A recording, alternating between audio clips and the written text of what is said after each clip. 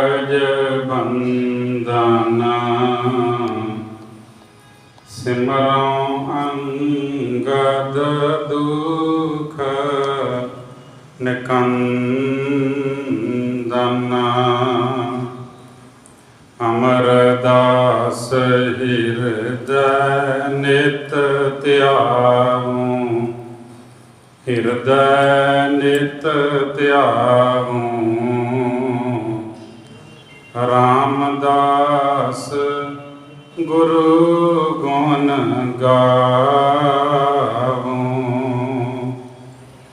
ਗੁਰੂ ਅਰਜਨ ਬਿਗਨਨ ਕੇ ਨਾਸ਼ਕ ਬਿਗਨਨ ਕੇ ਨਾਸ਼ਕ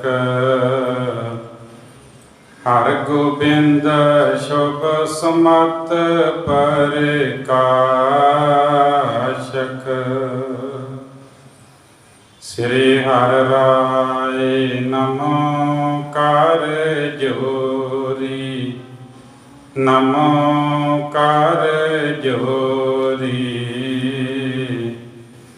ਸ੍ਰੀ ਹਰਿ ਕ੍ਰਿਸ਼ਨ ਮਨਾਈ ਬੋਰੀ ਤੇਗ ਬਹਾਦਰ ਪਰਮ ਕਿਰਪਾਲਾ ਪਰਮ ਕਿਰਪਾਲਾ ਸ਼੍ਰੀ ਗੁਰੂ ਗੋਬਿੰਦ ਸਿੰਘ ਵਿਸਾਲਾ ਧਰੋਂ ਧਰਾ ਪਰ ਪੁੰਨ ਪੁੰਨ ਸੀਸਾ ਪੁੰਨ ਪੁੰਨ ਸੀਸਾ ਬੰਦੋਂ ਬਾਰ ਬਾਰ ਜਗਦੀਸ਼ਾ ਜਿਸ ਮੈਂ ਅੰਮ੍ਰਿਤ ਗਿਆਨ ਹੈ ਮਾਨਕ ਭਗਤ ਵੈਰਾਗ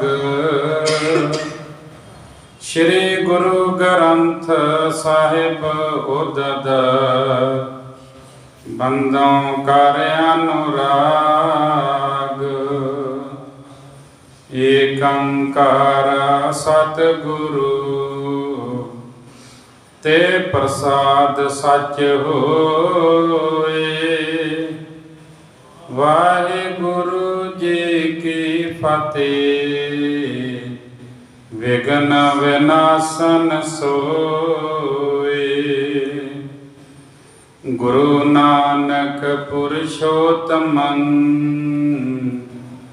ਪਰਵ ਪਰਾਵਰ ਨਾਥ। ਜੁਗਲ ਚਰਨ ਮਮ ਬੰਦਨਾ ਧਰ ਪਰ ਧਰ ਕਰ ਮਾਥ। ਜੁਗਲ ਚਰਨ ਮਮ ਬੰਦਨਾ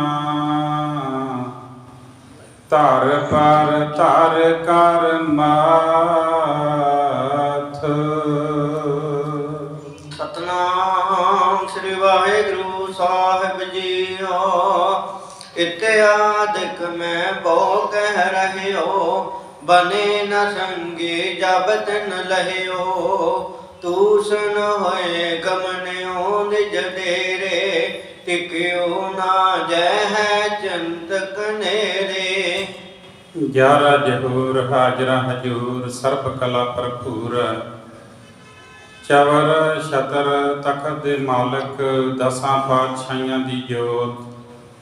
ਜੁਗੋ ਜੁਗ ਅਟਲ। ਧੰਨ ਧੰਨ ਸਾਹਿਬ ਸ੍ਰੀ ਗੁਰੂ ਗ੍ਰੰਥ ਸਾਹਿਬ ਜੀ ਦੀ ਪਵਿੱਤਰ ਪਾਵਨ ਹਜ਼ੂਰੀ ਅੰਦਰ ਬਿਰਾਜਮਾਨ ਪਰਮ ਸਨਮਾਨ ਯੋਗ ਗੁਰੂ ਕੀ ਸਾਜੀ ਨਵਾਜੀ ਸਾਧ ਸੰਗਤ ਜੀ। ਆਪ ਜੀ ਵੱਡ ਭਾਗੇ ਹੋ। ਗੁਰੂ ਸਾਹਿਬ ਜੀ ਦੀ ਪਾਵਨ ਹਜ਼ੂਰੀ ਅੰਦਰ ਬੈਠ ਕਰਕੇ ਗੁਰਬਾਣੀ ਦਾ ਮਨੋਹਰ ਕੀਰਤਨ ਸਰਵਣ ਕਰਦੇ ਹੋਏ ਆਪਣਾ ਜਨਮ ਸਫਲ ਬਣਾ ਰਹੇ ਹੋ। ਸਾਰੇ ਮਿਲ ਕੇ ਬੜੇ ਪਿਆਰ ਸਤਿਕਾਰ ਦੇ ਨਾਲ ਫਤਿਹ ਬੁਲਾਓ ਜੀ। ਵਾਹਿਗੁਰੂ ਜੀ ਕਾ ਖਾਲਸਾ ਵਾਹਿਗੁਰੂ ਜੀ ਕੀ ਫਤਿਹ। ਬੜੇ ਹੀ ਪਿਆਰ ਸਤਿਕਾਰ ਦੇ ਨਾਲ ਗੁਰੂ ਘਰ ਦੇ ਕੀਰਤਨੀਏ ਭਾਈ ਕੇਵਲ ਸਿੰਘ ਜੀ ਆਪ ਜੀ ਨੂੰ ਕੀਰਤਨ ਸਰਵਣ ਕਰਾ ਰਹੇ ਸਨ। ਹੁਣ ਸਮਾਂ ਹੋਇਆ ਹੈ ਲੜੀਵਾਰ ਗੁਰ ਇਤਿਹਾਸ ਦੀ ਪਾਵਨ ਕਥਾ ਦਾ। ਹਰ ਰੋਜ਼ ਬੜੇ ਪਿਆਰ ਸਤਿਕਾਰ ਦੇ ਨਾਲ ਆਪ ਜੀ ਇਹ ਪਾਵਨ ਕਥਾ ਸਰਵਣ ਕਰਦੇ ਹੋ। ਪਿਛੇ ਪ੍ਰਸੰਗ ਦੇ ਵਿੱਚ ਆਪ ਜੀ ਨੇ ਸਰਵਣ ਕੀਤਾ ਹੈ ਕਿ ਜਦੋਂ ਗੁਰੂ ਸਾਹਿਬ ਜੀ ਨੂੰ ਪਤਾ ਲੱਗਾ ਕਿ ਪਹਾੜੀ ਰਾਜਿਆਂ ਨੇ ਹਾਥੀ ਲੈ ਕੇ ਆਉਣਾ ਹੈ ਤੇ ਗੁਰੂ ਸਾਹਿਬ ਜੀ ਦੁਨੀ ਚੰਦ ਵੱਲ ਵੇਖ ਕੇ ਕਹਿਣ ਲੱਗੇ, ਇਹ ਸਾਡਾ ਵੱਡਾ ਹਾਥੀ ਹੈ, ਇਹ ਪਹਾੜੀਆਂ ਦੇ ਹਾਥੀ ਨਾਲ ਮੁਕਾਬਲਾ ਕਰੇਗਾ। ਦੁਨੀ ਚੰਦ ਦਾ ਉਤਸ਼ਾਹ ਹੀ ਖਤਮ ਹੋ ਗਿਆ। ਕਹਿੰਦੇ ਜਿੱਦਾਂ ਬਿਨਾਂ ਮਾਰਿਆ ਹੀ ਮਰ ਗਿਆ ਹੋਵੇ। ਪੰਜਾਂ ਪਿਆਰਿਆਂ ਦੇ ਕੋਲ, ਪੰਜਾਂ ਮੁਕਤਿਆਂ ਦੇ ਕੋਲ ਉਹਨੇ ਜਾ ਕਰਕੇ ਕਿਹਾ ਵੀ ਆਪਾਂ ਜਾਂ ਤੇ ਭੀਮ ਚੰਦ ਦੇ ਨਾਲ ਸੁਲਾਹ ਕਰ ਲਈਏ ਤੇ ਜਾਂ ਫਿਰ ਇੱਥੋਂ ਦੌੜ ਚੱਲੀਏ। ਫਿਰ ਭਾਈ ਉਦੈ ਸਿੰਘ ਦੇ ਕੋਲ ਆ ਕੇ ਉਹਨੇ ਆਪਣੀ ਪੁਕਾਰ ਕੀਤੀ ਹੈ। ਕਹਿੰਦੇ ਸਵੇਰ ਹੁੰਦਿਆਂ ਬਚਿਆ ਨਹੀਂ ਜਾਣਾ, ਹੁਣ ਕੋਈ ਉਪਾਅ ਕਰੋ, ਫਜ਼ੂਲ ਵਿੱਚ ਕਿਉਂ ਐਵੇਂ ਯੁੱਧ ਵਿੱਚ ਮਰੀਏ। ਭਾਈ ਉਦੈ ਸਿੰਘ ਦੇ ਕੋਲ ਜਾ ਕੇ ਕਹਿੰਦਾ ਵੀ ਹੁਣ ਤੱਕ ਵਿਸ਼ਾਲ ਸ਼ਕਤੀ ਧਾਰਨ ਕਰਕੇ ਅਸੀਂ ਬੜੇ ਵੈਰੀਆਂ ਨੂੰ ਮਾਰਿਆ ਹੈ। ਜਿੱਥੇ ਕਿਥੇ ਅੜੇ ਹਾਂ ਬੜੇ ਵੈਰੀ ਮਾਰੇ, ਪਰ ਹੁਣ ਪੁੱਠਾ ਹੀ ਦਾ ਪੈ ਗਿਆ ਏ। ਤਦ ਹੀ ਬਚ ਸਕਦੇ ਹਾਂ ਜੇ ਮੇਰੀ ਸਲਾਹ ਮੰਨੋ। ਕਹਿੰਦੇ ਸਵੇਰ ਹੋਣ ਤੇ ਘਮਸਾਣ ਦਾ ਯੁੱਧ ਹੋਏਗਾ। ਜਦ ਮਸਤ ਹਾਥੀ ਨੂੰ ਰਾਜੇ ਅੱਗੇ ਲਾ ਕੇ ਲੈ ਕੇ ਆਉਣਗੇ ਤੇ ਮੈਨੂੰ ਬਿਨਾਂ ਮੌਤ ਆਈ ਤੋਂ ਹੀ ਮਾਰਨਗੇ। ਕਹਿੰਦੇ ਫਿਰ ਤਿਵੇਂ ਸਾਰਿਆਂ ਦੀ ਵਾਰੀ ਆਉਣੀ ਹੈ, ਕੋਈ ਵੀ ਬਚੇਗਾ ਨਹੀਂ। ਇਸ ਵਾਸਤੇ ਤੁਸੀਂ ਮੇਰੀ ਗੱਲ ਮੰਨੋ। ਮੈਂ ਤੇਰੇ ਕੋਲ ਆਇਆ। ਉਦੈ ਸਿੰਘ ਨੂੰ ਕਹਿੰਦਾ ਦੁਨੀ ਚੰਦ ਕਹਿੰਦਾ ਜਾਂ ਤਾਂ ਭੀਮ ਚੰਦ ਦੇ ਨਾਲ ਸੁਲਾਹ ਕਰ ਲਓ ਤੇ ਜਾਂ ਫਿਰ ਰਾਤੋਂ ਰਾਤ ਕਿਲ੍ਹਾ ਛੱਡ ਕੇ ਭੱਜ ਚੱਲੀਏ। ਇਕੱਲੇ ਗੁਰੂ ਜੀ ਕੀ ਕਰ ਲੈਣਗੇ, ਸਿੱਖ ਸੰਗਤ ਬਗੈਰ ਕਿਸ ਤਰ੍ਹਾਂ ਲੜਨਗੇ। ਉਦੈ ਸਿੰਘ ਨੇ ਜਾਣ ਲਿਆ ਵੀ ਇਹ ਮਸੰਦ ਜਿਹੜਾ ਕਾਇਰ ਹੋ ਗਿਆ ਏ, ਇਹ ਮਰਨ ਤੋਂ ਬੜਾ ਡਰਦਾ ਏ, ਮਾੜੀ ਮੱਤ ਵਾਲਾ ਭੱਜਣਾ ਚਾਹੁੰਦਾ ਹੈ। ਧੀਰਜ ਦੇਣ ਵਾਸਤੇ ਉਹਨੇ ਆਖਿਆ ਦੁਨੀ ਚੰਦ ਤੇਰੇ ਅੰਦਰ ਹੌਲ ਕਿਉਂ ਉੱਠਿਆ ਹੈ। ਦੇਖ ਪੁਸਤਾਂ ਤੋਂ ਤੇਰੀ ਜਿਹੜੀ ਹੈ ਇਹ ਮਸੰਦੀ ਚੱਲਦੀ ਆਈ ਹੈ। ਗੁਰੂ ਘਰ ਤੋਂ ਤੇਰੀ ਤੇ ਤੇਰੇ ਪਰਿਵਾਰ ਦੀ ਪਾਲਣਾ ਹੋਈ ਹੈ ਤੇ ਤੂੰ ਹੁਣ ਉਸੇ ਗੁਰੂ ਨੂੰ ਪਿੱਠ ਦੇ ਕੇ ਭੱਜਣਾ ਚਾਹੁੰਦਾ। ਦੁੱਖ ਸੁੱਖ ਭੋਗਣਾ ਇਹਨਾਂ ਦੇ ਨਾਲ ਹੈ।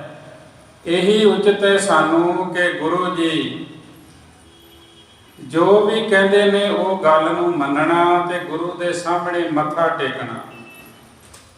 ਜੇ ਤੈਨੂੰ ਮਸਤ ਹਾਥੀ ਨਾਲ ਲੜਾਉਣਗੇ ਨਾ, ਤੇਰੇ ਅੰਦਰ ਸ਼ੇਰ ਵਾਲਾ ਬਲ ਵੀ ਭਰਨਗੇ। ਤੈਨੂੰ ਮਰਵਾ ਕੇ ਗੁਰੂ ਨੇ ਆਪਣੀ ਹਾਰ ਥੋੜੀ ਕਰਵਾਉਣੀ ਹੈ।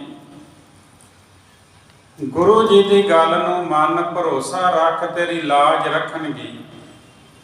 ਜਦ ਤੂੰ ਹਾਥੀ ਨੂੰ ਮਾਰ ਲਏਗਾ ਤੇ ਤੇਰੀ ਬੜੀ ਵੱਡੀ ਵਡਿਆਈ ਹੋਵੇਗੀ। ਗੁਰੂ ਜੀ ਆਪਣਾ ਕਾਰਜ ਆਪੇ ਹੀ ਬਣਾਉਂਦੇ ਨੇ, ਆਪੇ ਤਾਕਤ ਬਖਸ਼ਣ ਵਾਲੇ ਨੇ, ਆਪੇ ਲੜਾਉਣ ਵਾਲੇ ਨੇ। ਮੈਨੂੰ ਤੇ ਲੱਗਦਾ ਹੈ ਦੁਨੀ ਚੰਦ ਗੁਰੂ ਜੀ ਤੇਰਾ ਪ੍ਰਤਾਪ ਵਧਾਉਣਾ ਚਾਹੁੰਦੇ ਨੇ। ਜਦੋਂ ਉਹਨਾਂ ਨੂੰ ਕੋਈ ਕਾਰਜ ਪੈਂਦਾ ਨਾ, ਫਿਰ ਲੱਖਾਂ ਵਿੱਚੋਂ ਕਿਸੇ ਇੱਕ ਸੇਵਕ ਨੂੰ ਹੀ ਚੁਣਦੇ ਨੇ। ਲੱਖਾਂ ਵਿੱਚੋਂ ਜਦ ਇੱਕ ਨੂੰ ਬੁਲਾਉਂਦੇ ਨੇ ਤੇ ਉਹਨੂੰ ਵਡਿਆਈ ਦਿੰਦੇ ਨੇ। ਇਹ ਗੱਲ ਸੁਣ ਕੇ ਦੁਨੀ ਚੰਦ ਕਹਿਣ ਲੱਗਾ, ਤੂੰ ਸਾਰਿਆਂ ਦੇ ਹਿੱਤ ਦੀ ਕਿਉਂ ਨਹੀਂ ਸਮਝਦਾ। ਚੰਗੀ ਵਡਿਆਈ ਦੇਣ ਲੱਗੇ ਨੇ ਬਲਵਾਨ ਹਾਥੀ ਮੈਨੂੰ ਚੀਰ ਕੇ ਵਗਾ ਕੇ ਮਾਰੇਗਾ, ਬਿਨਾਂ ਆਈ ਤੋਂ ਮੈਨੂੰ ਮਾਰ ਦੇਗਾ, ਮੈਂ ਭੰਗ ਦੇ ਭਾੜੇ ਮਰ ਜਾਵਾਂਗਾ। ਫਿਰ ਪ੍ਰਾਪਤ ਕੀਤਾ ਹੋਇਆ ਇਹ ਜੋ ਜਸ ਹੈ ਮੇਰੇ ਕਿਸ ਕੰਮ ਆਏਗਾ। ਇਹਨਾਂ ਦੇ ਜਿਹੜੇ ਪਿਤਾ ਜੀ ਗੁਰੂ ਤੇਗ ਬਹਾਦਰ ਸਾਹਿਬ ਮਹਾਰਾਜ ਜੀ ਦੇ ਬਾਰੇ ਦੁਨੀ ਚੰਦ ਕਹਿੰਦੇ ਜਿਹੜਾ ਇਹਨਾਂ ਦੇ ਪਿਤਾ ਜੀ ਨਾ ਗੁਰੂ ਗੋਬਿੰਦ ਸਿੰਘ ਮਹਾਰਾਜ ਦੇ, ਉਹ ਬੜੇ ਸ਼ਾਂਤ ਚਿੱਤ ਹੋਏ ਨੇ, ਪਰ ਇਹ ਗੁਰੂ ਗੋਬਿੰਦ ਸਿੰਘ ਮਹਾਰਾਜ ਇਹ ਤੇਜ ਤੇ ਬਲਵਾਨ, ਇਹਨਾਂ ਵਰਗਾ ਮੈਂ ਹੋਰ ਕੋਈ ਨਹੀਂ ਦੇਖਿਆ। ਜਦੋਂ ਦਾ ਸਰੀਰ ਵਿੱਚ ਕੁਝ ਬਲ ਧਾਰਨ ਕੀਤਾ, ਝਗੜੇ ਹੀ ਖੜੇ ਕਰਦੇ ਰਹਿੰਦੇ ਨੇ। ਸਿਰਮੌਰ ਦੇ ਦੇਸ਼ ਵਿੱਚ ਜਾ ਕੇ ਲੜਾਈ ਕੀਤੀ, ਰਾਜਿਆਂ ਨਾਲ ਵਿਗਾੜ ਪਾ ਦਿੱਤਾ। ਭਗਾਣੀ ਦੇ ਯੁੱਧ ਨੂੰ ਯਾਦ ਕਰਦੇ ਦੁਨੀ ਚੰਦ ਕਹਿੰਦੇ ਫਿਰ ਰਾਮ ਰਾਏ ਦੇ ਡੇਰੇ ਜਾ ਕੇ ਮਸੰਦ ਮਾਰ ਦਿੱਤੇ। ਫਿਰ ਆਪਣੇ ਨਗਰ ਆਨੰਦਪੁਰ ਸਾਹਿਬ ਦੇ ਵਿੱਚ ਆ ਗਏ। ਲੜਨਾ ਮਰਨਾ ਇਹਨਾਂ ਦਾ ਕੰਮ ਹੈ, ਸ਼ਾਂਤੀ ਧਾਰ ਕੇ ਆਪਣੇ ਘਰ ਵਿੱਚ ਨਹੀਂ ਬਹਿੰਦੇ। ਹੁਣ ਦੁਨੀ ਚੰਦ ਆਪਣੀ ਸੁੱਧ ਬੁੱਧ ਵੀ ਭੁੱਲ ਬੈਠਾ। ਗੁਰੂ ਜੀ ਬਾਰੇ ਵੀ ਐਸੇ ਬਚਨ ਕਰਨ ਦਿਆ, ਅਨੇਕਾਂ ਵਾਰ ਲੜਾਈ ਕਰ ਚੁੱਕੇ ਹਾਂ, ਸਾਰਿਆਂ ਪਾਸੋਂ ਗੁਰੂ ਜੀ ਆਪਣੀ ਵਡਿਆਈ ਘਟਵਾ ਰਹੇ ਨੇ। ਇਸ ਪ੍ਰਕਾਰ ਉਦੈ ਸਿੰਘ ਨੇ ਜਦੋਂ ਇਹਨੂੰ ਸਮਝਾਇਆ ਨਾ ਕਿ ਤੈਨੂੰ ਧੀਰਜ ਕਰਨਾ ਚਾਹੀਦਾ, ਦੁਨੀ ਚੰਦ ਤੈਨੂੰ ਘਬਰਾਉਣਾ ਨਹੀਂ ਚਾਹੀਦਾ, ਸਤਿਗੁਰੂ ਜੀ ਸੁਜਾਨ ਹਨ, ਸਤਿਗੁਰੂ ਨੂੰ ਇੱਦਾਂ ਕਹਿਣਾ ਤੈਨੂੰ ਫੱਬਦਾ ਨਹੀਂ ਹੈ। ਗੁਰੂ ਜੀ ਕਿਰਪਾਲੂ ਦਿਆਲੂ ਪਰਮਾਤਮਾ ਦਾ ਰੂਪ ਹਨ। ਤੂੰ ਭਾਈ ਸਾਲੋ ਦੇ ਵੰਸ਼ ਵਿੱਚ ਪੈਦਾ ਹੋਇਆ, ਸਦਾ ਹਿਰਦੇ ਵਿੱਚ ਭਾਰੀ ਸ਼ਰਧਾ ਧਾਰਨ ਕਰ। ਭਾਈ ਰਾਮ ਕੌਰ ਨੇ ਕਿਹਾ ਸਰੋਤਾ ਗਨ। ਇਹ ਦੁਨੀ ਚੰਦ ਭਾਈ ਉਦੈ ਸਿੰਘ ਜੀ ਪਾਸੋਂ ਇਹ ਜਦੋਂ ਮੇਰੇ ਕੋਲ ਆਏ ਤੇ ਉਸ ਵੇਲੇ ਪੁੱਛਿਆ ਕਿ ਦਿਲ ਵਿੱਚ ਤੇਰੇ ਇਹ ਹੌਲ ਕਿਉਂ ਉੱਠਿਆ ਹੈ। ਦੁਨੀ ਚੰਦ ਦੇ ਦਿਲ ਦੇ ਵਿੱਚ ਵੱਡਾ ਹੌਲ ਪੈਦਾ ਹੋ ਗਿਆ ਸੀ, ਉਹ ਧੀਰਜ ਨਹੀਂ ਸੀ ਧਰ ਰਿਹਾ। ਸਾਰੀ ਸੰਗਤ ਇਹਨਾਂ ਦੇ ਚਰਨਾਂ ਉੱਤੇ ਕਹਿੰਦਾ ਮੈਂ ਝੁਕਾਈ ਹੈ, ਹੁਣ ਸਾਡੇ ਪੇਸ਼ ਆਈ ਹੈ। ਦੁਨੀ ਚੰਦ ਕਹਿੰਦੇ ਮਾਝੇ ਦੇ ਮੈਂ ਬਹੁਤ ਸਿੱਖ ਲੈ ਕੇ ਗੁਰੂ ਦੀ ਸ਼ਰਨ ਵਿੱਚ ਆਇਆ ਸੀ ਤੇ ਹੁਣ ਗੁਰੂ ਮੈਨੂੰ ਹਾਥੀ ਦੇ ਅੱਗੇ ਸੁੱਟ ਕੇ ਮਰਵਾਉਣਾ ਚਾਹੁੰਦਾ ਹੈ। ਤੇ ਭਾਈ ਰਾਮ ਕੋਇਲ ਨੂੰ ਕਹਿੰਦਾ ਹੈ ਦੁਨੀ ਚੰਦ ਕਹਿੰਦਾ ਆਪਾਂ ਦੋਵੇਂ ਇੱਕ ਦੂਸਰੇ ਦੇ ਨਜ਼ਦੀਕ ਰਹਿਣ ਵਾਲੇ ਆ, ਇੱਕ ਦੂਸਰੇ ਦੇ ਸੁੱਖ ਵਿੱਚ ਸੁਖੀ ਤੇ ਦੁੱਖ ਵਿੱਚ ਆਪਾਂ ਦੁਖੀ ਹੁੰਨੇ ਆ। ਮੇਰੇ ਉੱਤੇ ਹੁਣ ਵਿਪਤਾ ਆ ਪਈ ਹੈ ਤੇ ਤੁਸੀਂ ਮੇਰੀ ਮਦਦ ਕਰੋ, ਮੈਨੂੰ ਬਚਾ ਲਵੋ, ਜਾਂ ਮਿਲ ਕੇ ਯੁੱਧ ਨੂੰ ਹਟਾ ਦਿਓ ਤੇ ਜਾਂ ਫਿਰ ਮੇਰੇ ਨਾਲ ਇੱਥੋਂ ਭੱਜ ਜਾਓ। ਇਹਨਾਂ ਵਿੱਚ ਗੁਰੂ ਵਾਲਾ ਕੋਈ ਲੱਛਣ ਨਹੀਂ ਹੈ। ਮੂਰਖ ਪਾਗਲ ਹੋ ਗਿਆ ਦੁਨੀ ਚੰਦ। ਕਹਿੰਦਾ ਹੈ ਕਿ ਗੁਰੂ ਗੋਬਿੰਦ ਸਿੰਘ ਮਹਾਰਾਜ ਵਿੱਚ ਗੁਰੂ ਵਾਲਾ ਕੋਈ ਲੱਛਣ ਨਹੀਂ। ਇਹਨਾਂ ਦੇ ਪਾਸ ਰਹਿ ਕੇ ਆਪਾਂ ਵੇਖ ਲਿਆ ਤੇ ਹੁਣ ਆਪਾਂ ਕਰਤਾਰਪੁਰ ਚੱਲੀਏ। ਭਾਈ ਰਾਮ ਕੋਇਰ ਨੂੰ ਦੁਨੀ ਚੰਦ ਕਹਿੰਦਾ ਹੈ ਆਪਾਂ ਕਰਤਾਰਪੁਰ ਚੱਲੀਏ, ਉੱਥੇ ਧੀਰਮਲ ਨੂੰ ਜਾ ਕੇ ਗੁਰੂ ਬਣਾਵਾਂਗੇ। ਸਾਰੀ ਸੰਗਤ ਉੱਥੇ ਆ ਕੇ ਬਹੁਤ ਭੇਟਾਵਾਂ ਅਰਪਣ ਕਰੇਗੀ। ਦੁਨੀ ਚੰਦ ਕਹਿੰਦਾ ਗੁਰੂ ਬਣਾਉਣਾ ਤੇ ਸਾਡੇ ਹੱਥ ਵਿੱਚ ਹੈ। ਕਹਿੰਦੇ ਜਿੱਥੇ ਜਾ ਕੇ ਅਸੀਂ ਮੱਥਾ ਟੇਕਦੇ ਹਾਂ, ਸੰਗਤ ਵੀ ਉੱਥੇ ਆ ਕੇ ਮੱਥਾ ਟੇਕਦੀ ਹੈ। ਗੁਰੂ ਜਾਣ ਕੇ ਸਾਰੇ ਸਿਰ ਨਵਾਉਂਦੇ ਨੇ। ਧੀਰਮਲ ਨੇ ਪਹਿਲਾਂ ਵੀ ਤੁਹਾਡੇ ਘਰ ਦੇ ਵਿੱਚ ਸੁਨੇਹੇ ਭੇਜੇ, ਸਿੱਖ ਭੇਜੀ। ਭਾਈ ਰਾਮ ਕੋਇਰ ਨੂੰ ਦੁਨੀ ਚੰਦ ਕਹਿੰਦਾ, ਉਹ ਕਹਿੰਦਾ ਸੀ ਕਲਗੀ ਜਗਾ ਤੇ ਬਾਜ ਲੈ ਕੇ ਆਵੋ, ਮੇਰੇ ਤੇ ਪਰਉਪਕਾਰ ਕਰੋ, ਮੈਨੂੰ ਗੁਰੂ ਬਣਾ ਦਿਓ। ਮੇਰੇ ਪਾਸੋਂ ਜਿੰਨਾ ਵੀ ਚਾਹੋ ਧਨ ਲੈ ਲਓ, ਮੈਂ ਭੇਜ ਦੇਣਾ ਵਾਂ, ਐਡਵਾਂਸ ਵਿੱਚ ਲੈ ਲਓ। ਕਹਿੰਦੇ ਤੁਹਾਡੇ ਘਰ ਤੋਂ ਵੱਡੀ ਵਡਿਆਈ ਮੈਨੂੰ ਮਿਲ ਸਕਦੀ ਹੈ। ਉਹ ਸਦਾ ਇੰਤਜ਼ਾਰ ਕਰਦਾ ਰਹਿੰਦਾ ਹੈ, ਇੱਥੋਂ ਨਿਕਲੋ ਤੇ ਅਸੀਂ ਜਾ ਕੇ ਉਸ ਨੂੰ ਮਿਲੀਏ। ਦੁਨੀ ਚੰਦ ਭਾਈ ਰਾਮ ਕੋਇਰ ਨੂੰ ਕਹਿੰਦਾ, ਜੇ ਮੇਰਾ ਕਿਹਾ ਨਹੀਂ ਮੰਨੋਗੇ ਤੇ ਫਿਰ ਬਹੁਤ ਵੱਡਾ ਕਸ਼ਟ ਆਏਗਾ। ਰਾਤ ਬਤੀਤ ਹੋਣ ਤੇ ਜਦੋਂ ਸਵੇਰ ਹੋ ਜਾਏਗੀ ਨਾ, ਤੇ ਮਸਤ ਹਾਥੀ ਨੂੰ ਇੱਥੇ ਲਿਆਉਣਗੇ। ਕਹਿੰਦੇ ਲੱਖਾਂ ਸੂਰਮੇ ਰਾਜੇ ਹਾਥੀ ਦੇ ਮਗਰ ਲੈ ਕੇ ਆਉਣਗੇ। ਉਹ ਤੁਰੰਤ ਆ ਕੇ ਦਰਵਾਜ਼ਾ ਤੋੜ ਦੇਣਗੇ। ਜਿਹੜਾ ਵੀ ਸਾਹਮਣੇ ਆਏਗਾ ਉਹ ਮਾਰਿਆ ਜਾਏਗਾ। ਜਿਹੜਾ ਦੀਨ ਹੋ ਜਾਏਗਾ ਉਹਨੂੰ ਪਕੜ ਲੈਣਗੇ, ਬੰਦੀ ਬਣਾ ਕੇ ਕੈਦ ਕਰਕੇ ਸਜ਼ਾਵਾਂ ਦੇਣਗੇ, ਤੇ ਫਿਰ ਕ੍ਰੋਧ ਵਿੱਚ ਆ ਕੇ ਉਹਨੂੰ ਦਿੱਲੀ ਪਹੁੰਚਾ ਦੇਣਗੇ, ਜਿੱਥੇ ਕਿਸੇ ਦੀ ਵੀ ਸਹਾਇਤਾ ਪ੍ਰਾਪਤ ਨਹੀਂ ਹੋਏਗੀ। ਉੱਥੇ ਕੈਦ ਵਿੱਚ ਪੈ ਪੈ ਮਰ ਜਾਵਾਂਗੇ। ਇਸ ਕਰਕੇ ਮੇਰਾ ਸਾਥ ਦਿਓ ਤੇ ਰਾਤ ਦੇ ਹਨੇਰੇ ਵਿੱਚ ਆਪਾਂ ਦੌੜ ਜਾਈਏ। ਦੁਨੀ ਚੰਦ ਕਹਿੰਦਾ, ਇਸ ਸਮੇਂ ਭੱਜ ਕੇ ਚਲੇ ਜਾਓ। ਮਾਝੇ ਦੇ ਕੁਝ ਸਿੱਖ ਸਾਡੇ ਨਾਲ ਹਨ। ਰੱਸਾ ਲੈ ਕੇ ਕਿਲੇ ਦੇ ਪਿਛਲੇ ਪਾਸੇ ਆਪਾਂ ਲਟਕਾ ਕੇ ਆਸਾਨੀ ਦੇ ਨਾਲ ਉਤਰ ਜਾਵਾਂਗੇ। ਪਹਾੜੀਆਂ ਦਾ ਘੇਰਾ ਹੁਣ ਘਟ ਗਿਆ ਹੈ, ਇਸ ਵਾਸਤੇ ਸਾਨੂੰ ਕੋਈ ਰੋਕੇਗਾ ਨਹੀਂ। ਐਸਾ ਮੇਰਾ ਮੰਨਣਾ ਹੈ ਕਿ ਇਹ ਜੇ ਆਪਾਂ ਸਮਾਂ ਗਵਾ ਲਿਆ ਤੇ ਫਿਰ ਮੌਕਾ ਹੱਥ ਨਹੀਂ ਆਉਣਾ। ਬੜੀ ਆਸਾਨੀ ਦੇ ਨਾਲ ਆਪਾਂ ਚੱਲੀਏ। ਇਸ ਪ੍ਰਕਾਰ ਦੀਆਂ ਗੱਲਾਂ ਭਾਈ ਰਾਮ ਕੋਇਰ ਜੀ ਕਹਿੰਦੇ, ਮੈਂ ਸੁਣੀਆਂ ਤੇ ਮੈਂ ਜਾਣਿਆ ਕਿ ਗੁਰੂ ਜੀ ਦੀ ਮਾਇਆ ਬਹੁਤ ਮਹਾਨ ਹੈ। ਦੇਵਤੇ ਤੇ ਮਨੁੱਖ ਜਿਸ ਮਾਇਆ ਨੇ ਭਰਮਾ ਦਿੱਤੇ, ਉਸ ਮਾਇਆ ਅੱਗੇ ਦੁਨੀ ਚੰਦ ਕੀ ਹੈ ਵਿਚਾਰਾ, ਇਹ ਭਰਮ ਗਿਆ ਹੈ। ਕਹਿੰਦੇ ਇਹ ਪਰਲੋਕ ਤੇ ਲੋਕ ਗਵਾ ਕੇ ਚੱਲਿਆ। ਪੂਜਾ ਦੇ ਨੇ ਬੜੇ ਗੱਫੇ ਖਾਦੇ ਨੇ, ਹੁਣ ਗੁਰੂ ਜੀ ਦੀ ਮਾਇਆ ਕਰਕੇ ਭਰਮ ਗਿਆ ਹੈ। ਮੂਰਖ ਭਜਣਾ ਚਾਹੁੰਦਾ ਹੈ ਪਿੱਠ ਦੇ ਕੇ। ਤੇ ਭਾਈ ਗੁਰਦਾਸ ਜੀ ਕਹਿੰਦੇ, ਜਿਹੜਾ ਗੁਰੂ ਨੂੰ ਪਿੱਠ ਦੇ ਦੇ, ਜਿਹੜਾ ਗੁਰੂ ਤੋਂ ਬੇਮੁਖ ਹੋ ਜੇ, ਉਹ ਸਾਰੇ ਪਾਪੀਆਂ ਵਿੱਚੋਂ ਵੱਡਾ ਪਾਪੀ ਹੈ। ਤੇ ਦੁਨੀ ਚੰਦ ਹੁਣ ਪਿੱਠ ਦੇ ਕੇ ਭਜਣਾ ਚਾਹੁੰਦਾ ਹੈ। ਭਾਈ ਰਾਮ ਕੋਇਰ ਜੀ ਕਹਿੰਦੇ, ਇਹਨੇ ਗੁਰੂ ਨੂੰ ਮਨੁੱਖ ਕਰਕੇ ਜਾਣਿਆ ਹੈ, ਇਸ ਲਈ ਛਲ-ਬਲ ਕਰ ਰਿਹਾ ਹੈ, ਕਿਸੇ ਤਰ੍ਹਾਂ ਮੈਂ ਦੌੜ ਜਾਵਾਂ। ਇਹਨੇ ਉੱਤਮ ਸਿੱਖ ਭਾਈ ਸਾਲੋ ਦਾ ਨਾਮ ਵਿਗਾੜ ਦਿੱਤਾ ਹੈ। ਇਹ ਉੱਚੀ ਕੁਲ ਨੂੰ ਕਲੰਕਿਤ ਕਰੇਗਾ। ਮੈਨੂੰ ਆਪਣੇ ਨਾਲ ਮਿਲਾਉਣਾ ਚਾਹੁੰਦਾ ਹੈ। ਆਪ ਤੇ ਬੇਮੁਖ ਹੋ ਗਿਆ, ਹੋਰਨਾਂ ਨੂੰ ਵੀ ਬੇਮੁਖ ਕਰਨਾ ਚਾਹੁੰਦਾ ਹੈ। ਇਸ ਤੇ ਆਸ਼ੀ ਉਪਜਤ ਕੰਨਿਆ ਕਿਉਂ ਨਾ ਚੰਗਾ ਹੁੰਦਾ। ਇਹਦੇ ਨਾਲੋਂ ਤੇ ਇਹਦੇ ਮਾਂ ਪਿਓ ਦੇ ਘਰ ਇੱਕ ਬੱਚੀ ਪੈਦਾ ਹੋ ਜਾਂਦੀ, ਇਹਦੇ ਪੈਦਾ ਹੋਣ ਨਾਲੋਂ ਉਹ ਚੰਗੀ ਸੀ। ਕਿਸ ਕੋ ਬੰਸ ਵਧਾਵਤ ਧੰਨਿਆ, ਉਹ ਵਿਆਹੀ ਜਾਂਦੀ, ਦੂਸਰੇ ਪਿੰਡ ਜਾਂਦੀ, ਦੂਸਰੇ ਪਰਿਵਾਰ ਵਿੱਚ ਜਾਂਦੀ, ਤੇ ਫਿਰ ਅੱਗੇ ਉਹਨਾਂ ਦੀ ਵੰਸ਼ ਵਧਾਉਂਦੀ। ਗਈ ਮਸੰਦਨ ਕੀ ਜੜ ਜਾਨ, ਕਹਿੰਦੇ ਹੁਣ ਮਸੰਦਾਂ ਦੀ ਜੜ ਜਾਂਦੀ ਰਹੀ।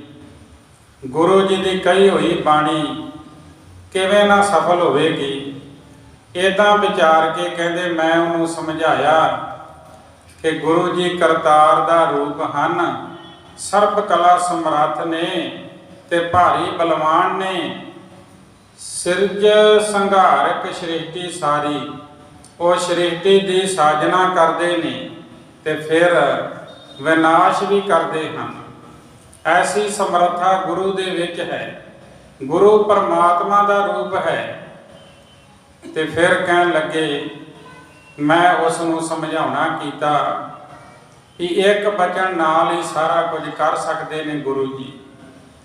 ਇਹ ਸਾਰਾ ਸੰਸਾਰ, ਇਹ ਇੰਦਰ ਦੇਵਤਾ ਉਹਨਾਂ ਦੀ ਆਗਿਆ ਵਿੱਚ ਚੱਲਦੇ ਹਨ। ਤੈਨੂੰ ਕਿਸੇ ਤਰ੍ਹਾਂ ਵੀ ਮਰਨ ਨਹੀਂ ਦੇਣਗੇ। ਦੁਸ਼ਮਣਾਂ ਵਿੱਚ ਤੇਰੇ ਸਹਾਇਕ ਬਣਨਗੇ।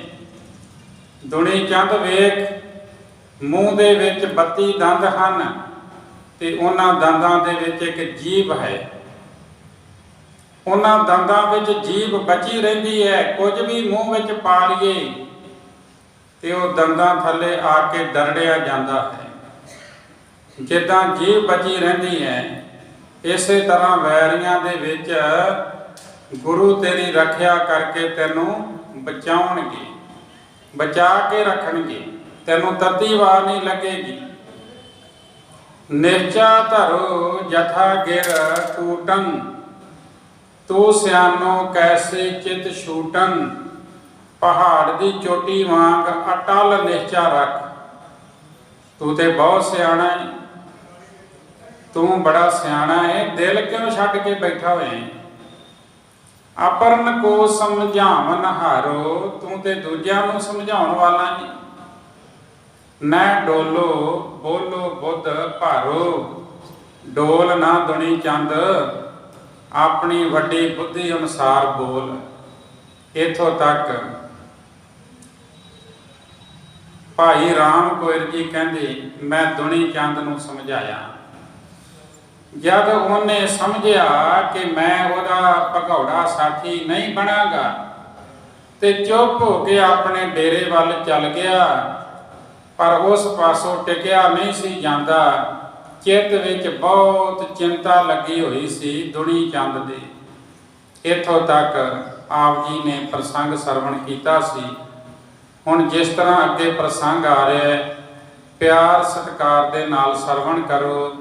ਇੱਕ ਵਾਰ ਉਚਾਰਨ ਕਰੋ ਜੀ, ਸਤਿਨਾਮ ਵਾਹਿਗੁਰੂ ਜੀ।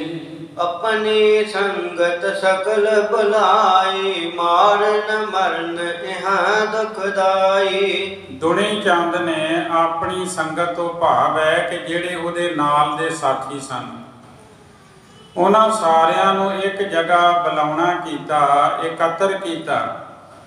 ਤੇ ਦੁਨੀ ਚੰਦ ਕਹਿੰਦਾ ਹੈ ਮਰਨਾ ਮਾਰਨਾ ਇੱਥੇ ਬਹੁਤ ਦੁਖਦਾਈ ਹੈ ਜੀ। ਕਹਿਓ ਨਾਹਕ ਨਿਜ ਪ੍ਰਾਨ ਗਵਾਵੋ, ਹੋਤ ਪਰਾਤ ਕੇ ਸਭ ਬਿਨ ਸਾਵੋ। ਕਹਿੰਦਾ ਵੀ ਇੱਥੇ ਕਿਉਂ ਆਪਣੇ ਪ੍ਰਾਣ ਗਵਾਉਂਦੇ ਹਾਂ, ਕਿਉਂ ਐਵੇਂ ਜੰਗ ਦੇ ਮੈਦਾਨ ਵਿੱਚ ਲੜ ਕੇ ਆਪਣੀ ਜਾਨ ਗਵਾਓਗੇ।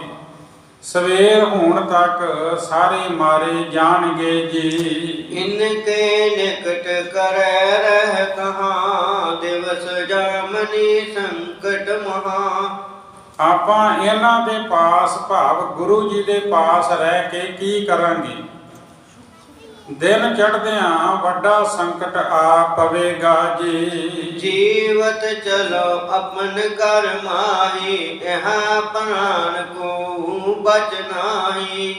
ਕਹਿੰਦੇ ਜੀਵਤ ਚਲੋ ਆਪਣ ਘਰ ਮਾਹੀ, ਜਿਉਂਦੇ ਜੀ ਆਪਣੇ ਘਰ ਨੂੰ ਚਲੋ। ਇਹਾਂ ਪ੍ਰਾਣ ਕਿਉਂ ਹੂੰ ਬਚ ਨਾਹੀ, ਇੱਥੇ ਪ੍ਰਾਣ ਕਿਸੇ ਤਰ੍ਹਾਂ ਵੀ ਨਹੀਂ ਬਚ ਸਕਣਗੇ ਜੀ। ਅਬ ਪਲਾਏ ਜੇ ਸਦਨ ਸਿਧਾਰੇ, ਸੁਖ ਕੇ ਸੰਗ ਮਿਲੇ ਪਰਵਾਰ।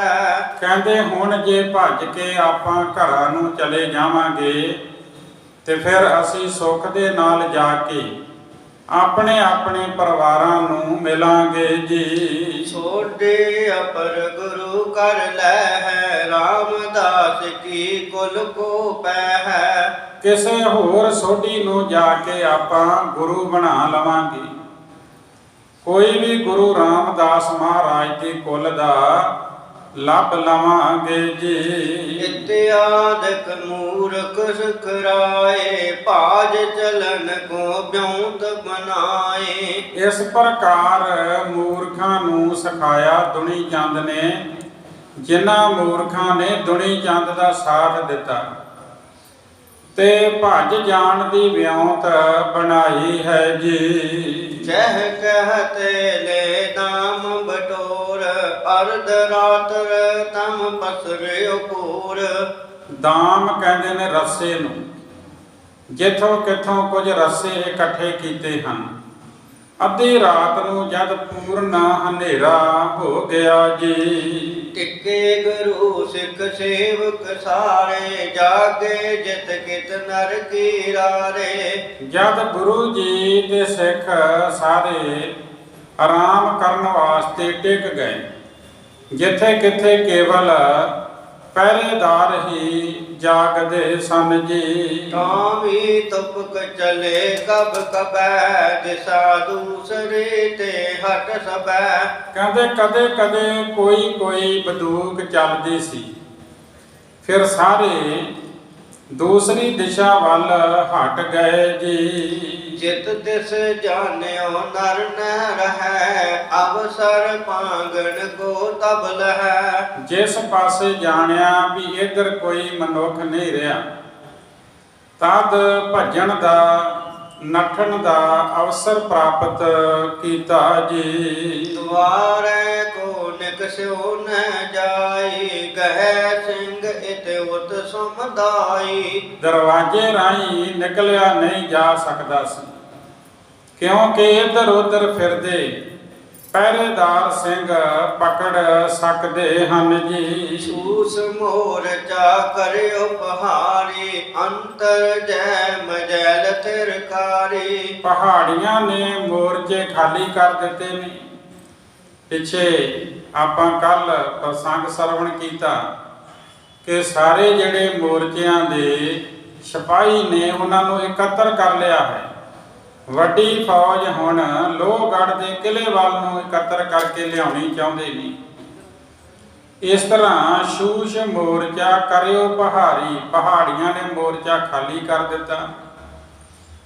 ਉਸ ਪਾਸੇ ਦੇ ਅੰਦਰੋਂ ਜਿੱਥੇ ਮਝੈਲ ਟਿਕੇ ਹੋਏ ਸਨ ਜੀ। ਤੈ ਕੋ ਭਰਤ ਪਾਏ ਲਟਕਾਵਾ, ਅਰਧਿਕ ਉਤਰ ਗਏ ਤਰ ਥਾਵਾ। ਉਸ ਮੋਰਚੇ ਦੇ ਪਾਸੇ ਵੱਲ ਰੱਸਾ ਲਮਕਾਉਣਾ ਕੀਤਾ ਹੈ।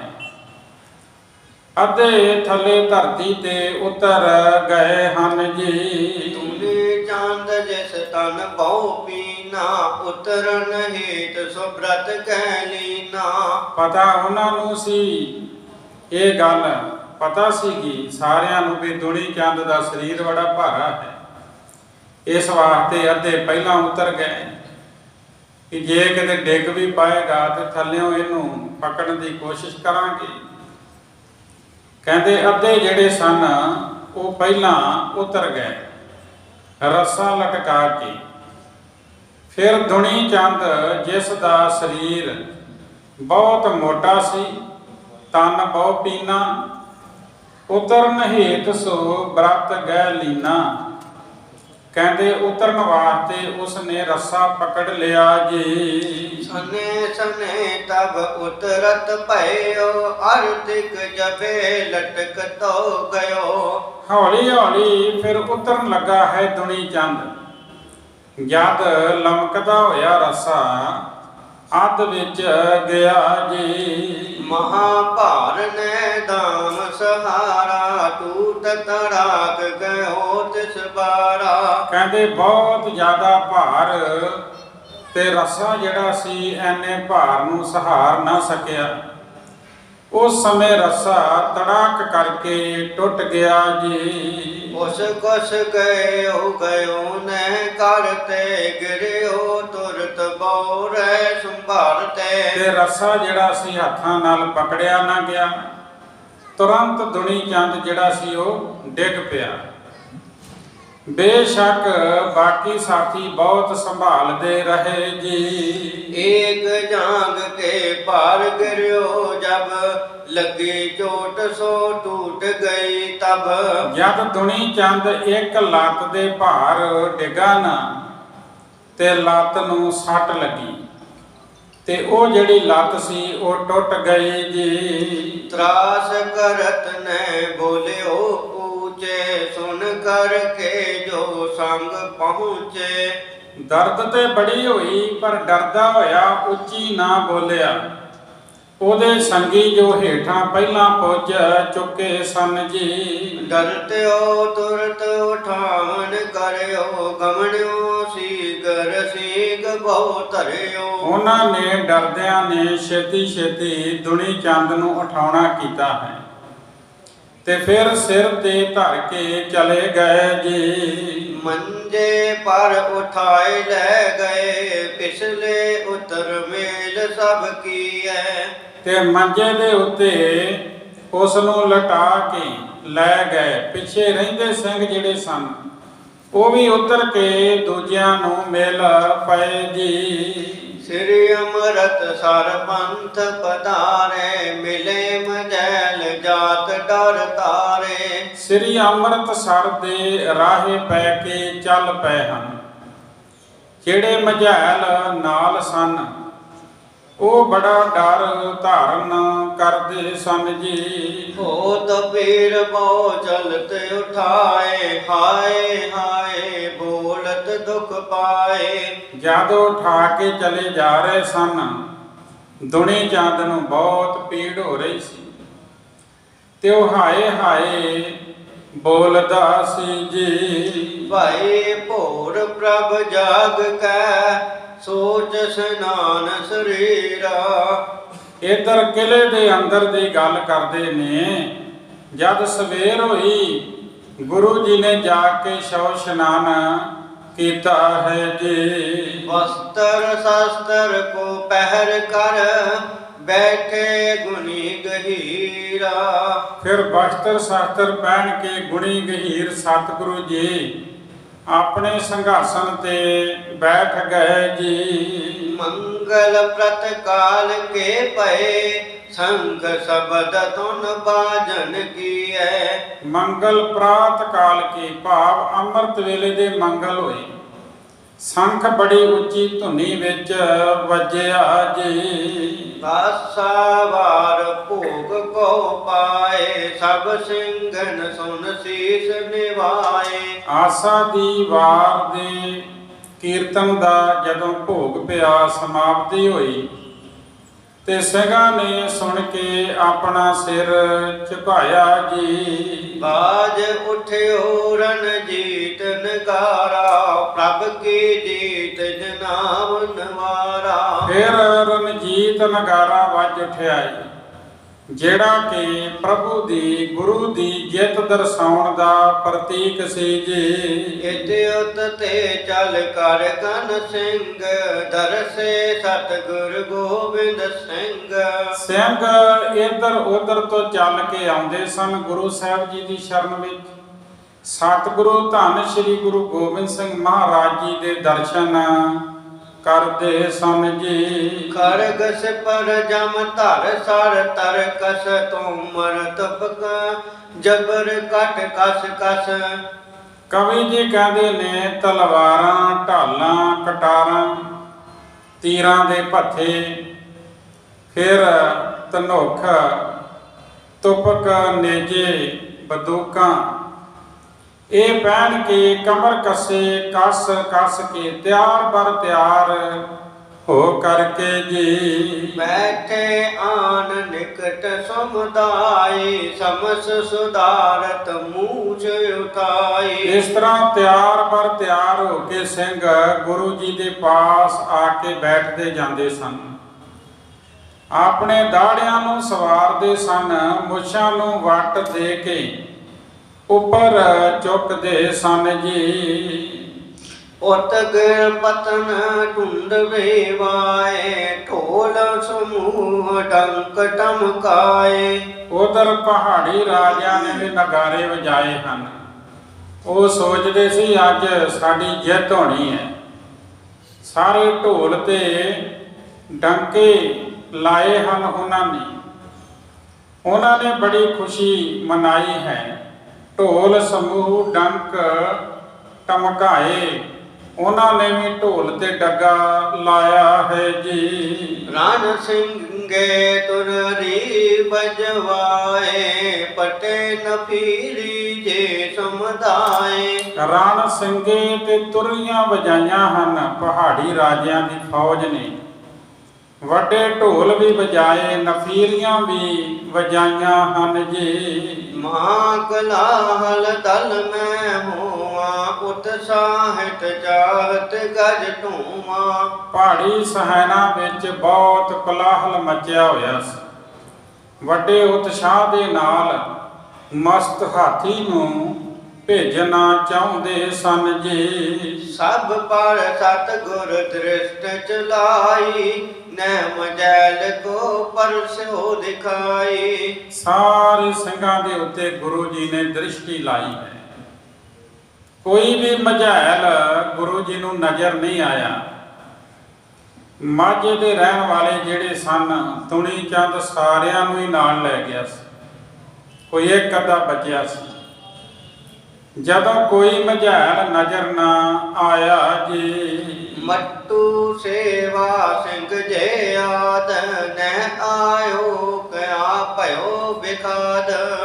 ਸੇਵਾ ਸਿੰਘ ਮੱਟੂ ਆਦ ਇਹ ਜੋ ਗੁਰੂ ਕੇ ਸਿੱਖ ਉਹ ਆਏ ਨਹੀਂ, ਸਾਹਮਣੇ ਦਿਸੇ ਨਹੀਂ। ਸਤਿਗੁਰੂ ਪੁੱਛਦੇ ਵੀ ਉਹ ਆਏ ਨਹੀਂ, ਕੀ ਕੋਈ ਝਗੜਾ ਹੋ ਗਿਆ ਹੈ ਜੀ। ਕਿਤਨੇ ਕਹਿਤ ਸਿੰਘ ਤੋਏ ਆਏ ਨਮੋ ਕਰਤ ਹੀ ਬਾਕ ਸੁਨਾਏ।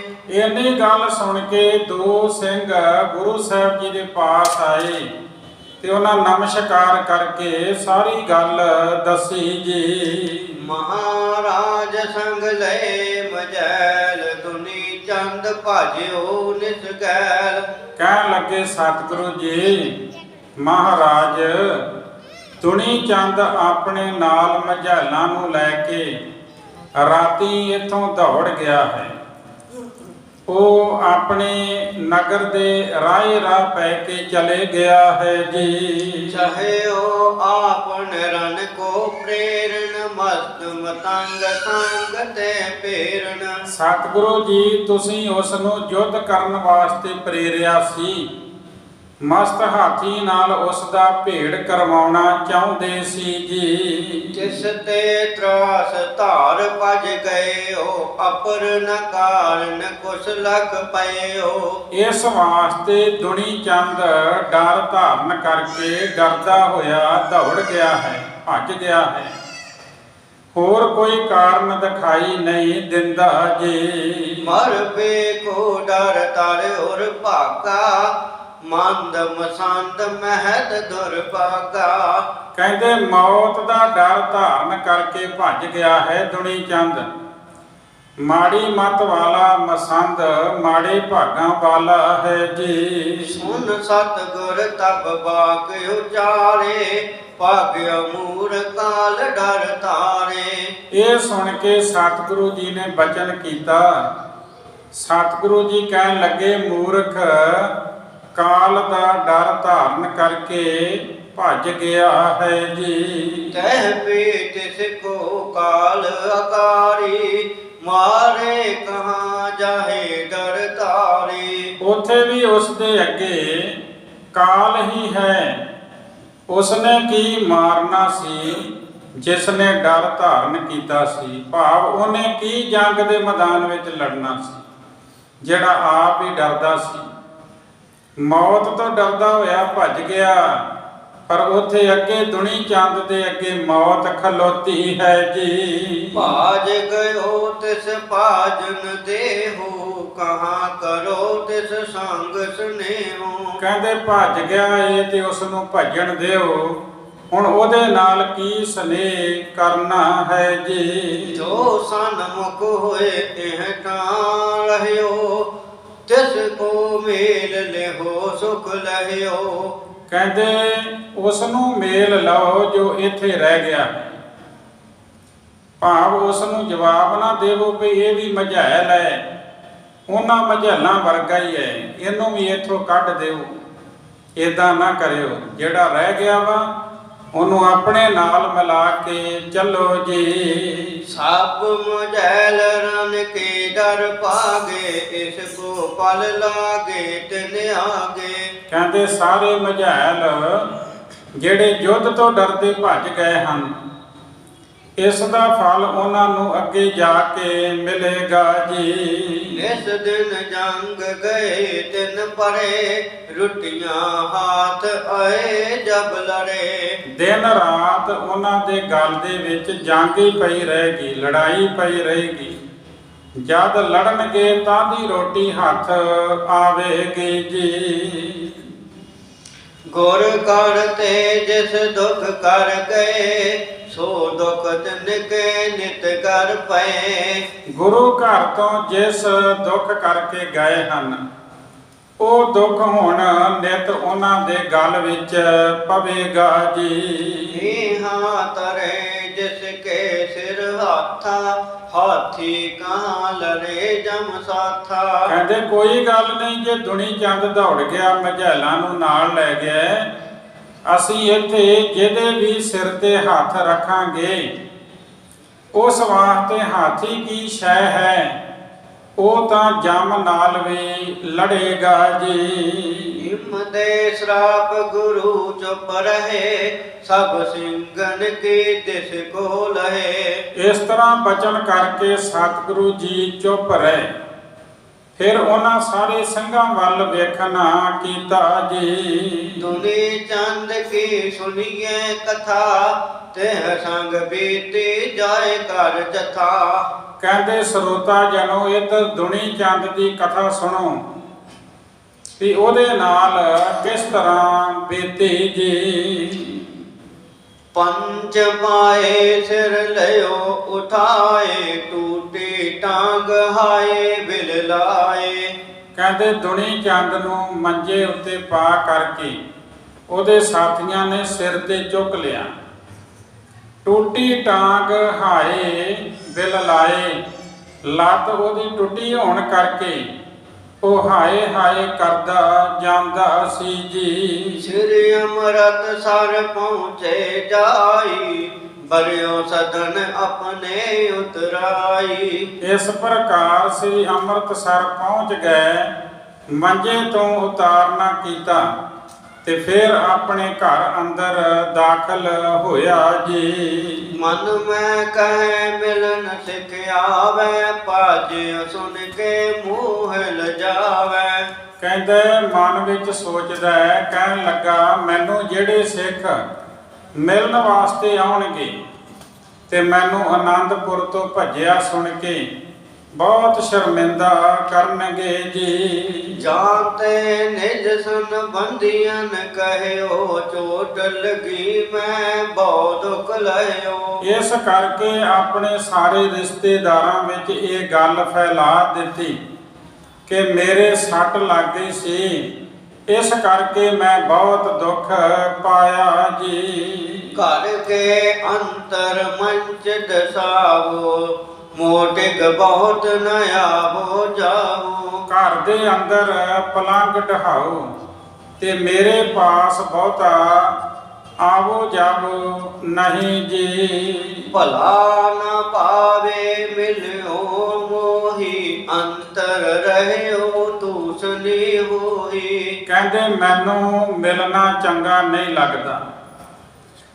ਇਸ ਕਰਕੇ ਮੈਂ ਅੰਦਰ ਹੀ ਰਹਾਂਗਾ ਜੀ। ਹਿਮ ਸੁਣ ਕੇ ਤਿਸ ਪੁੱਤਰੇ ਦੋਏ, ਅੰਦਰ ਜਾਏ ਪਵਾਇਓ ਸੋਏ। ਇਹ ਸੁਣ ਕੇ ਦੋਵੇਂ ਪੋਤਰੇ ਜਿਹੜੇ ਸਨ ਦੁਨੀ ਚੰਦ ਦੇ, ਉਸ ਨੂੰ ਉਹਨਾਂ ਨੇ ਅੰਦਰ ਲੈ ਜਾ ਕਰਕੇ ਪਲੰਗ ਦੇ ਉੱਤੇ ਲੰਮਾ ਪਵਾ ਦਿੱਤਾ ਜੀ। ਸੁਨ ਸੁਨ ਸਭ ਕੇ ਬੋ ਪਵਾਤਾ, ਗੁਰ ਤਜ ਪਾਕੇ ਜਾਣ ਵਿਖਾਤਾ। ਹੁਣ ਦੁਨੀ ਚੰਦ ਦੇ ਪੋਤਰੇ ਸਾਰਿਆਂ ਪਾਸੋਂ ਆਪਣੇ ਦਾਦੇ ਦੀ ਬੜੀ ਨਿੰਦਿਆ ਸੁਣਦੇ ਸਨ ਕਿ ਯੁੱਧ ਸੁਣ ਕੇ ਗੁਰੂ ਜੀ ਪਾਸੋਂ ਭੱਜ ਆਇਆ ਹੈ ਜੀ। ਉਸ ਤਨ ਲੋ ਗੁਰ ਕਰਕੇ ਪਾਰੇ, ਭਇਓ ਬਿਰਧ ਮਿਰਤ ਕੋ ਡਰ ਧਾਰੇ। ਕਹਿੰਦੇ ਪੁਸਤਾਂ ਤੋਂ ਸਾਨੂੰ ਗੁਰੂ ਘਰ ਨੇ ਪਾਲਿਆ ਹੈ।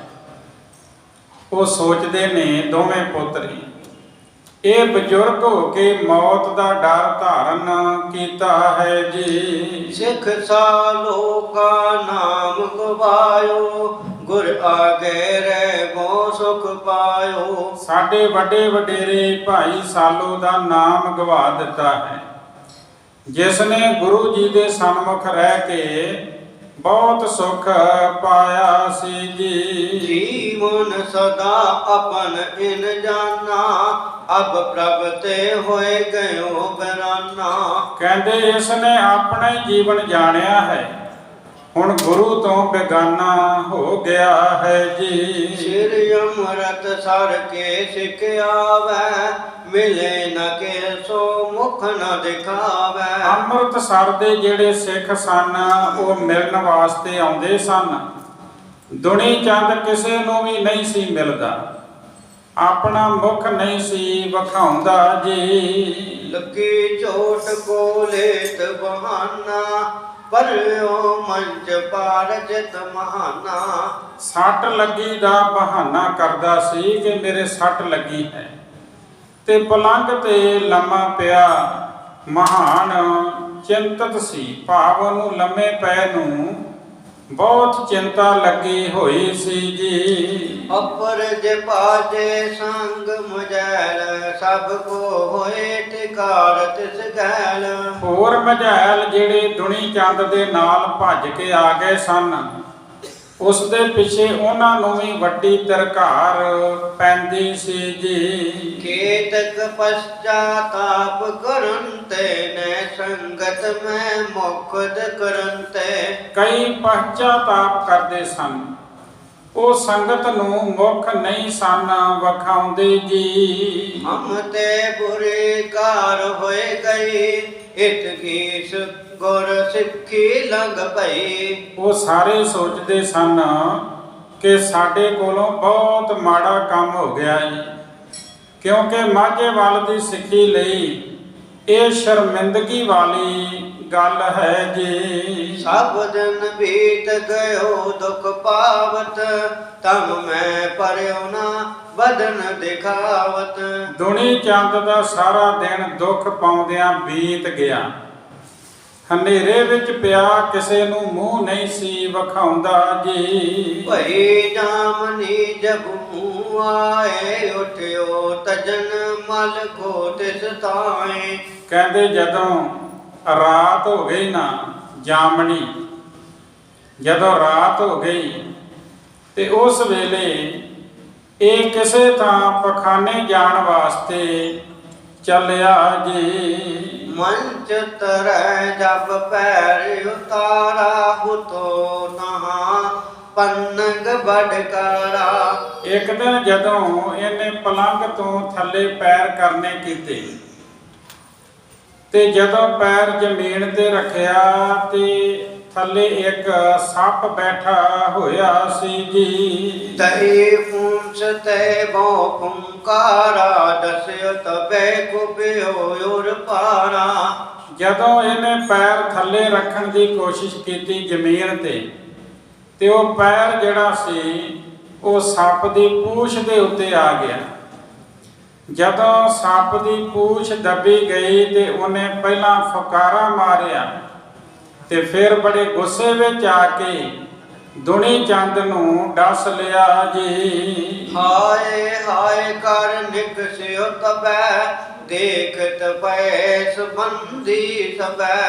ਹਾਏ ਹਾਏ ਕਰਕੇ ਜਦੋਂ ਬਾਹਰ ਨਿਕਲਿਆ ਤੇ ਸਾਰੇ ਸੰਬੰਧੀਆਂ ਨੇ ਦੇਖਣਾ ਕੀਤਾ ਜੀ। ਦੌੜੇ ਉਪਚਾਰਨ ਕੋ ਜਤ ਕਿਤ ਕਹਾਂ ਹੋਤ ਤਿਸ ਤੇ ਤਤ ਸਿਨਹਤ।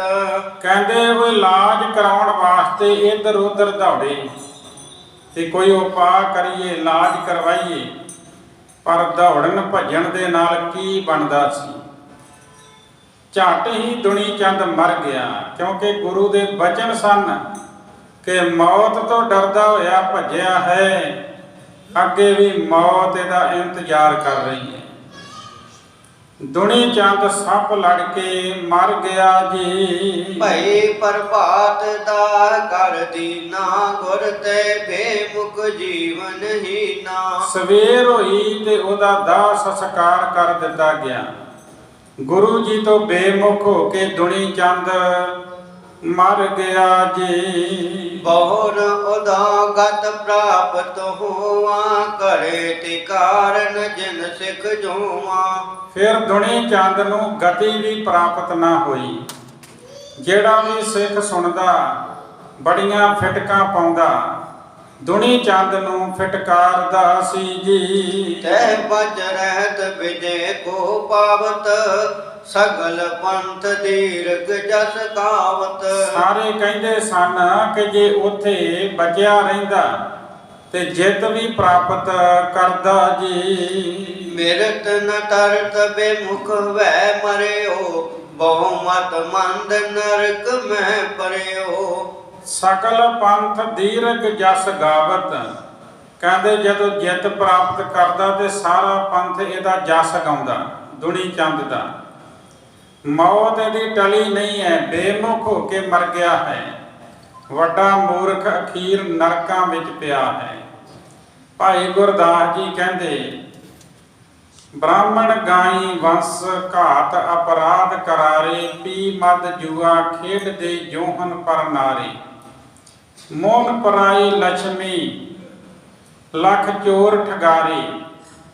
कहते जिन्ने भी हैं सारिਆਂ ਨੂੰ एक ਥਾਂ ਇਕੱਤਰ कर लो, इकत लोए ना पुजनी बेमुख गुरद्वारे। कहते जेड़ा गुरु तो बेमुख है वह एक रोम लै लो, एक छोटा वाल लै लो, वो सारे पापी वो एक रोम के बराबर भी नहीं पुज सकते। भाव ऐना वड्डा पापी है जेड़ा गुरु नूं पिठ देंदा, गुरु नूं पिठ दे के दौड़ जावे, गुरु तो बेमुख हो जावे। भाव